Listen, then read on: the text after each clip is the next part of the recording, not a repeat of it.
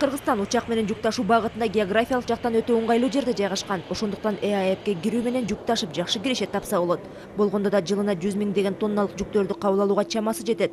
Бирок азырынча мынча көлөмдөгү жүк кабыл ала элек. Манас аэропортунда жүк ташуу терминалынын мүмкүнчүлүгү жылына 100 миң тонна карго жүктү иштеп кабыл алууга мүмкүнчүлүгү бар. Бирок бүгүнкү күндө жылдагы көлөмү 20 миң тоннадан ашпай жатат. Азыр баш аягы 10го жакын авиакомпания Манас аэропорту менен иштешип жүк ташыйт. Аба майданда буга чейин жүк кабыл алуу боюнча бирдиктүү система жок болчу. Эми ЭАЭПке даярдык көрүп, заман талабына жараша терминал жасалды. Жакында эле Орусиянын бажы кызматынын төрагасы да аэропорттун бирликке кирүүдөгү иштери ич жылтаарлык экенин белгилеген.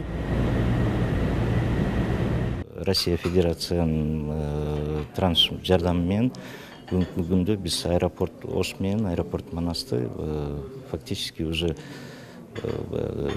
мен ойлойм даярдык полностью практически готов. Интеграциянын алкагында Ош шаарындагы аба майданга жүк терминалын орнотуу зарыл. Анткени кызматтын бул түрүнө талап жана сунуш бар.